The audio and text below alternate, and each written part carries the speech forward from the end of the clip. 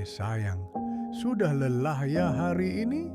Sini, rebahkan dirimu, pejamkan matamu perlahan. Mari, kakek bacakan dongeng hangat tentang harapan, keberanian, dan cinta yang tak pernah padam.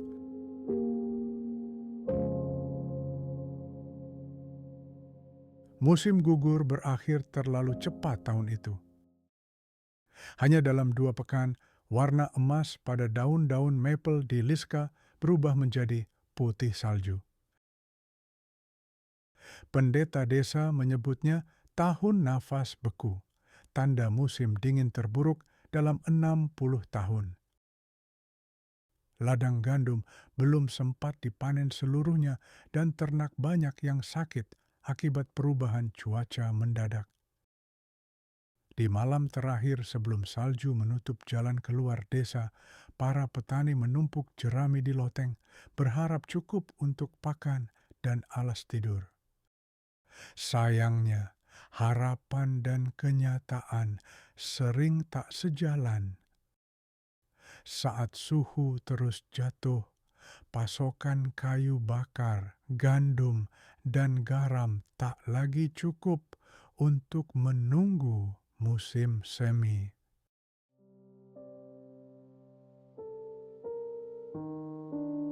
John, petani berusia 30, tinggal di rumah kayu di tepi desa bersama Elara dan bayi mereka, Luka. Tangan John penuh kapalan, namun hatinya lebih keras kepala daripada es yang menyelubungi jendela. Setiap malam ia duduk di dekat perapian sekepal api, sisa kayu bakar yang ia simpan seperti menjaga lilin harapan. Elara menggigil memeluk Luka, yang pipinya memerah karena udara dingin. Di luar, angin menderu dan melemparkan es ke dinding rapuh, menambah cacat pada kayu lapuk. Besok aku ke sungai, bisik Jan. Suaranya serak. Kalau beruntung, ada ikan terperangkap di bawah lapisan es. Keluarga Cornell sudah meninggal pagi tadi, Jan, jawab Elara lirih. Mereka punya persediaan lebih banyak dari kita. Pernyataan itu menggantung seperti kabut di dalam ruangan. Jan menatap api, sadar bahwa duduk diam sama dengan menyerah. Ia memutuskan berangkat esok fajar.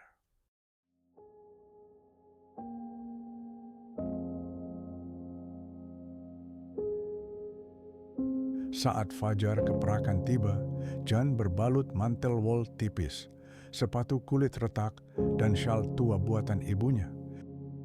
Di sungai, ia memecahkan es dengan kapak. Bukan ikan yang pertama ia temukan, melainkan jejak sepatu baja, besar, berat, dan berujung besi.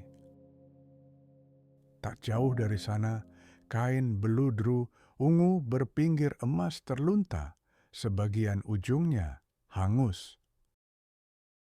Jan menyimpannya di balik mantel.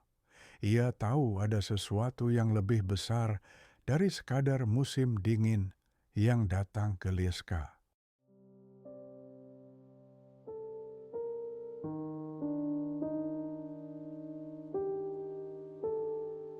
Malam ketiga badai salju, atap-atap mulai roboh, angin menderu seperti serigala kelaparan. Di tengah jerit angin, pintu rumah Jan terhempas. Seorang wanita, mantel kusut, rambut kusam beku, jatuh ke lantai kayu. Lady Adela terengah, "Tolong, tambang, Bukit Utara, di sana, hangat." Ia pingsan sebelum lanjut bicara. Pada tangannya tergenggam peta kulit domba. Tinta sudah pudar. Di sudut peta, simbol matahari tercetak di sebuah lorong tambang tua. Elara merawat sang tamu. Saat tersadar, Adela mengaku bangsawan yang lolos dari kastilnya yang diserang pasukan bayaran. Satu-satunya aset tersisa adalah peta tambang peninggalan ayahnya. Konon bersambung ke kantong uap panas bumi.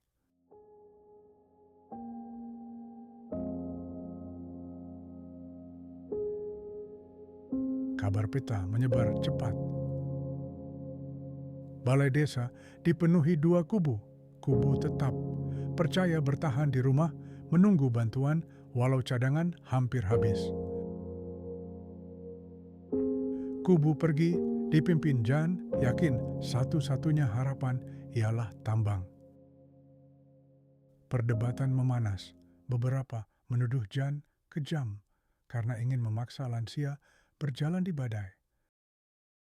Jan menjawab tenang, lebih kejam membiarkan mereka membeku tanpa usaha. Akhirnya, 12 orang berangkat. Jan, Elara, bayi luka dalam gendongan, Radek sang pemburu, Mara penjahit muda, seorang pandai besi tua bernama Borislav, dan Lady Adela.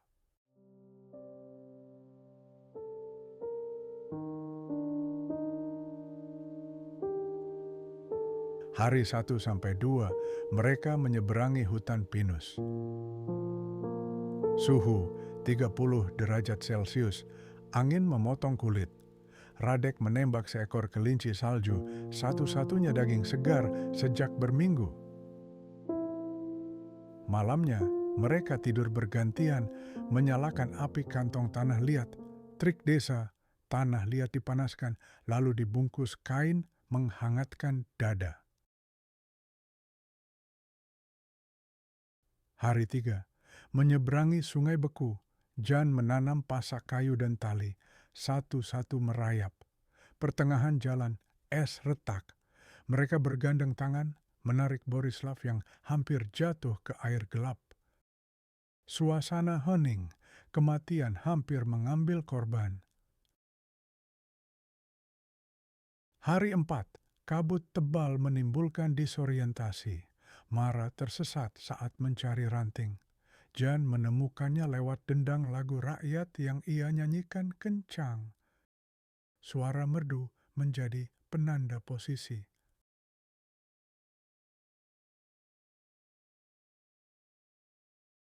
Hari 5, badai salju.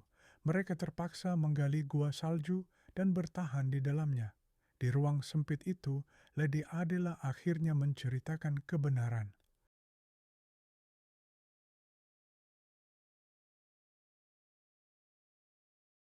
Tambang tidak hanya hangat, ada kandungan perak yang besar. Ia ingin menyelamatkan hartanya agar bisa menebus pengawal dan membangun kembali kastil. Pengakuan itu memecah kepercayaan. Radek ingin meninggalkannya.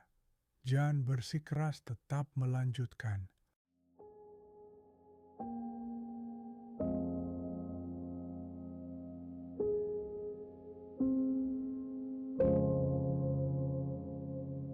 Mereka tiba di lereng bukit utara.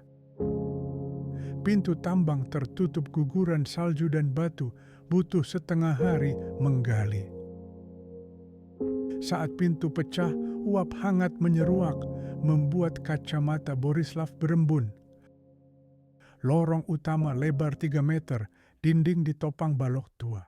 Di titik paling dalam, sebuah retakan besar di tanah mengembuskan udara 18 derajat Celcius, cukup membuat mereka berkeringat tipis. Mereka menamai ruang itu perut matahari. Malam pertama, mereka memasak sup kelinci dan sisa roti. Semua tertidur lelap untuk pertama kalinya dalam berminggu.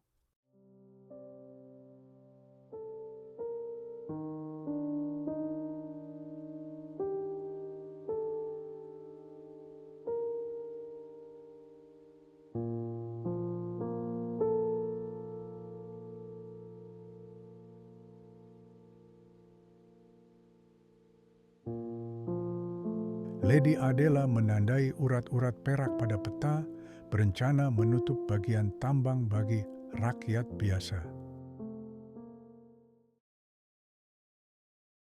Suatu malam, ia memancing Jan ke lorong samping dan menjatuhkan balok penyangga. Elara menyelamatkan Jan tepat waktu. Getaran memicu runtuhan di lorong. Radek terluka.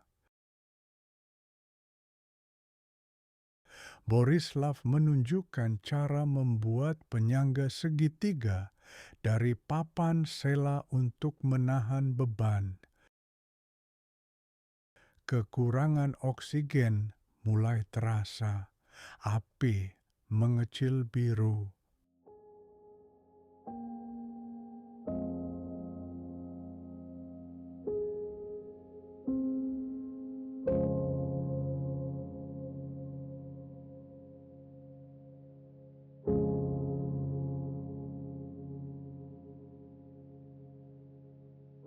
Jan memimpin dua tim terowongan, Borislav, Mara, Adela.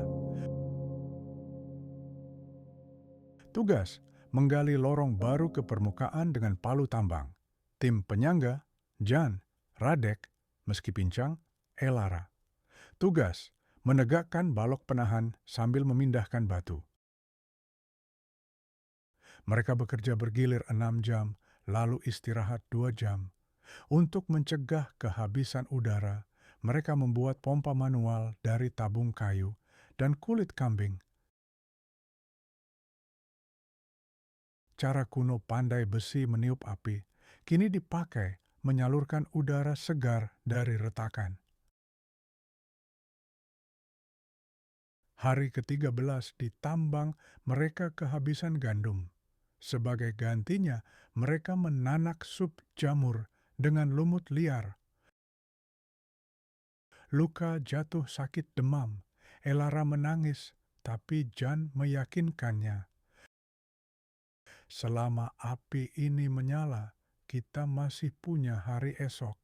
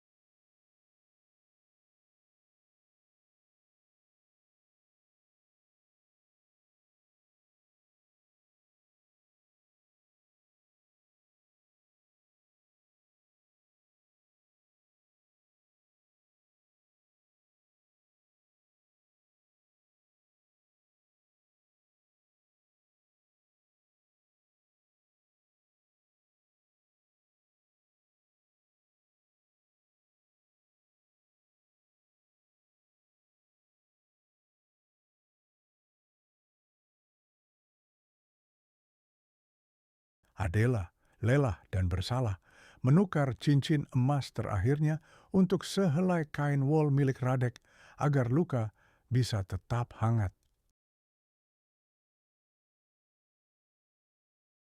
Ia juga mengambil giliran menggali lorong terberat. Suatu malam, ia menceritakan masa kecilnya, bagaimana ayahnya, seorang Earl, pernah diselamatkan petani miskin saat kecil.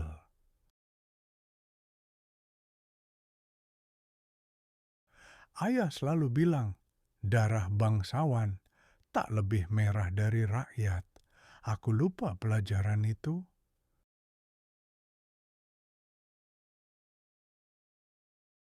Perkataan itu mencairkan kebencian. kepercayaan perlahan pulih.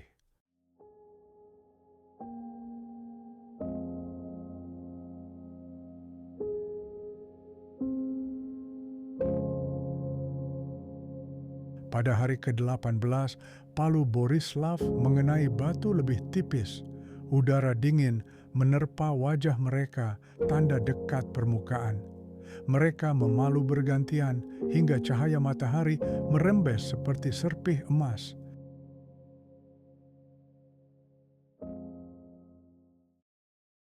Saat lubang selebar kepala terbuka, angin segar menghempas wajah berdebu. Seluruh kelompok bersorak, suara mereka bergema ke langit. Mereka memperlebar lubang, membuat tangga sederhana.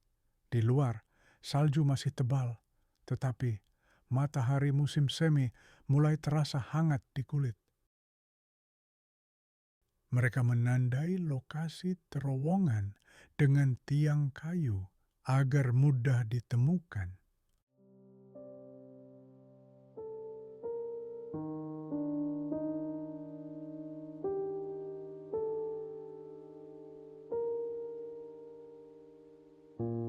Warga kembali ke desa membawa cerita keberanian. Mereka menebang pohon, membangun rumah baru dengan fondasi batu. Tambang matahari dijaga bersama. Panasnya dipakai mengeringkan kayu, menghangatkan lumbung, dan menyalakan bengkel Borislav. Adela menulis surat ke kerajaan tetangga, memohon penebusan pajak dengan syarat perak ditukar makanan untuk Lieska. Ia memilih menetap, mengajar anak-anak membaca, dan menghitung, membayar hutang moralnya.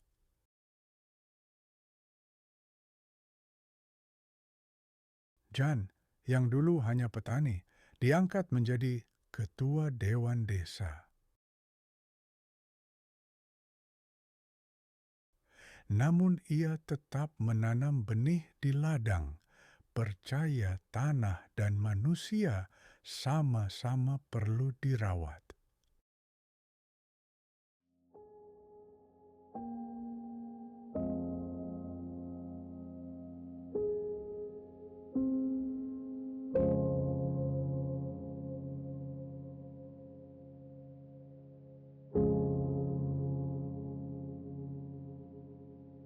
Malam itu, setelah pekerja selesai menutup atap jerami baru di rumah Jan, keluarga kecil itu berkumpul di depan perapian. Kali ini besar dan terang. Luka, kini sehat, bermain bongkah kayu. Elara memandang keluar jendela kaca kecil, kemewahan baru di rumah desa, menyaksikan bintang musim semi. Jan memeluk Luka, berbisik, "Lihat nak, dingin paling ganas pun akan pergi jika kita cukup berani menyalakan cahaya di dalam diri." Di perapian, nyala api menari, seakan mengangguk setuju.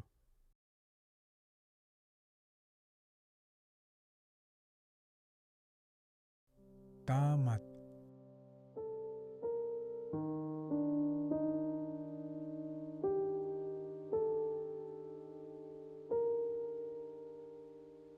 Nah, begitulah kisah Jan, Elara, dan Luka yang tak pernah menyerah. Bahkan di musim paling kejam, sekarang saatnya kamu memejamkan mata.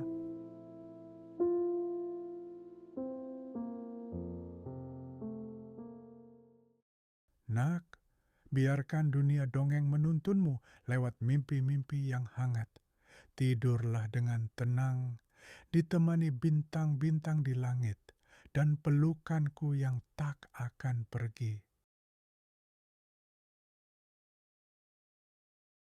Semoga esok harimu penuh tawa, langkahmu ringan, dan hatimu selalu hangat. Selamat tidur, anakku.